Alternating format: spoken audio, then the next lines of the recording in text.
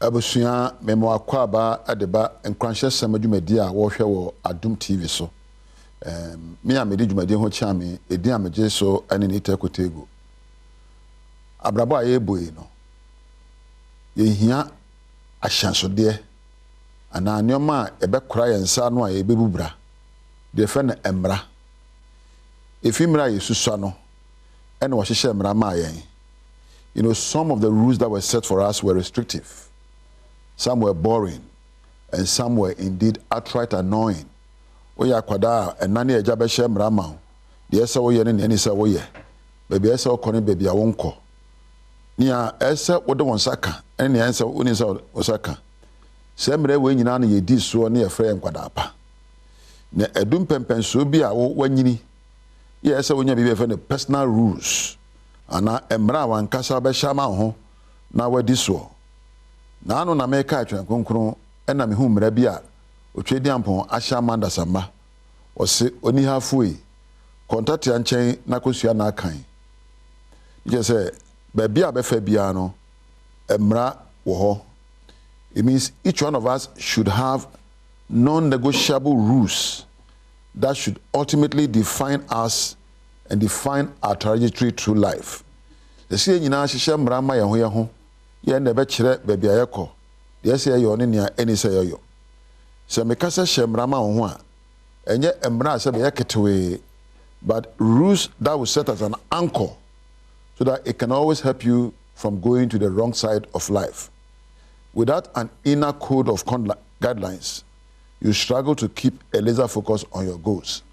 Se woni mra wo di so a ya na abrabo no okono biara nano ena mehwe woni a wadi mu ya wona abrabo esafata ena mehu se nioma ba miensen ewo wono ho se won no wodi mra so se won no enye nkonya bi ena woyiye na abrabo yeye ma won na mom no wote emra ane efre principles ase ena wonya empo nkunimdie enegye ene fahodie ema wona abrabo tinede me de mra nsem ibebrɛw ya mato ne din the 12 to 15 principles of life and 21 rules of life. We know ayade a mede tworo krata na ene de mede braw. Abrabo ayebuye no emirikatuo enye dakropa na muntuo. Life is a long race of a marathon and not a day's walk. And we all have different stories to tell. Ye nyina won nia yede abrabo ebeka kire nkyirima ene mpo abusuane oman. Enunti esese wo abrabo a wo bue no eso wani na wo hyeso na wo hwemu de esefata enkohwe obi mra so enkodi wo abrabo so ye nyina ye da soronko enunti enedai ebe ma wo emra bi a sebe ebeboa kakra na wo abrabo akoyie amawo de edi kan no ma menkyere wo se abrabo a emra ni so no eya abrabo fi abrabo a ye nhwe so eni mra so no abrabo a eni nyina so biara sempo se eba na wapomudne ye wo mra ese wudi so em se woni a wakwadre apomudne se mu be kire wo se pese nya apomudne a se wo hwe wadu ane die mu yi se wodi ni prensa dakro na unum nsuo bebrebe na empo titire wapom na empo onya emra de beje wa home na pemre na gise de ma ho na empo tienyu papa na wo yesa ne ma we a na wo titire wapom yi a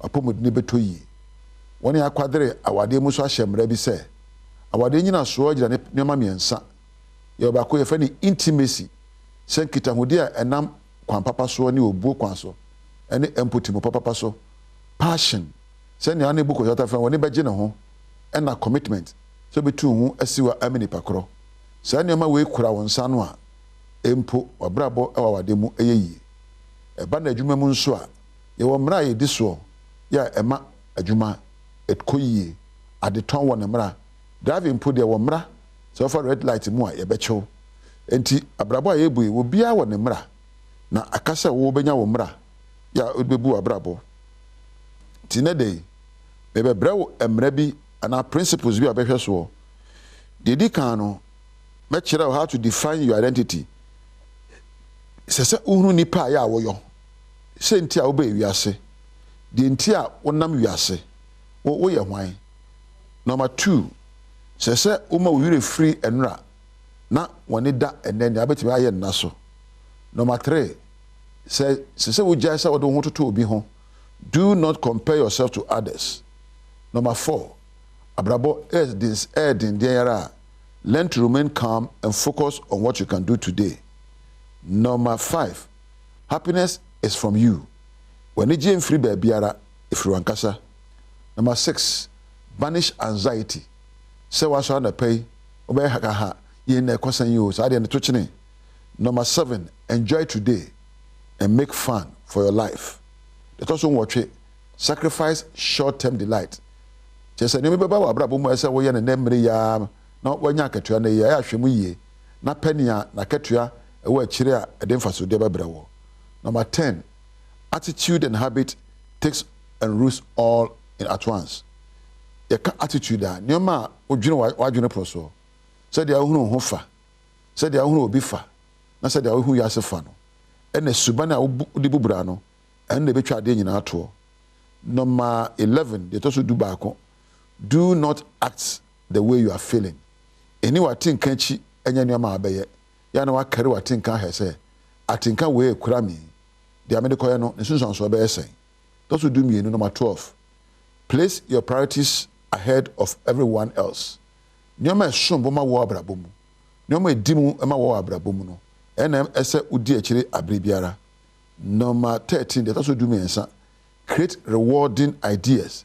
Ma adwimpo ni timupo abefa no. Enye ade akatua pa bebre ni obi. Number 14, do 9. Don't waste your time regretting.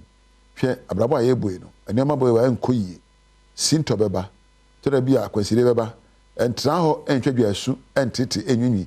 Yi ade ne se kam ye ni se na manya sa dabi. Sa na manager. Number 15, protect time ferociously. Emre etia. Bo wan sa ade achi na ade asa. Enti emre ya de bia se wo bo ho ban. Na ade umre ye ne safata. De to so do sia show empathy. Nya homobro ma obi hunu se na tenka ho hia ho na ne ye de so hia ho. Don't compromise your personal health. E ma bibia metwa wapomodin eho emu. Number 18, ye nya so beye no. Nya hye bosa beye no. Onipa a wonimu e nipa hye bonoma no ho a woni bohye so.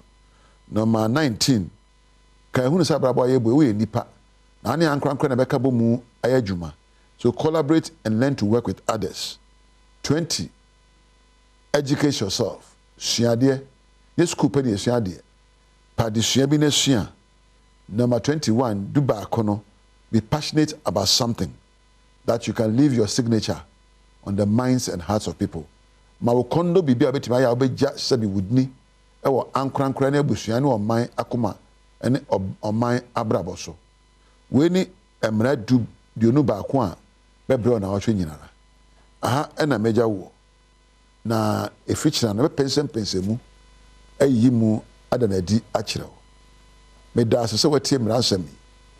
Woka me mboso biomu a beboso na em se emreko nti me boso aka ne se if ne da koi be passionate about something ma woni nyi bibia ho ye bibia ede ne je bebreo a beja wodni e won chirima asum suade na men fa ho ntutu obi ho na fe ense wo mre na dwadwempa na eni wate nkanchi enye bibiara bomodin asa obedi esafata na abrabo ayebo ewu na wubu abrabo hye wo mra na diso na ebe yama aha na meja wo edin yam yeso ani nita kotego woni onyame entina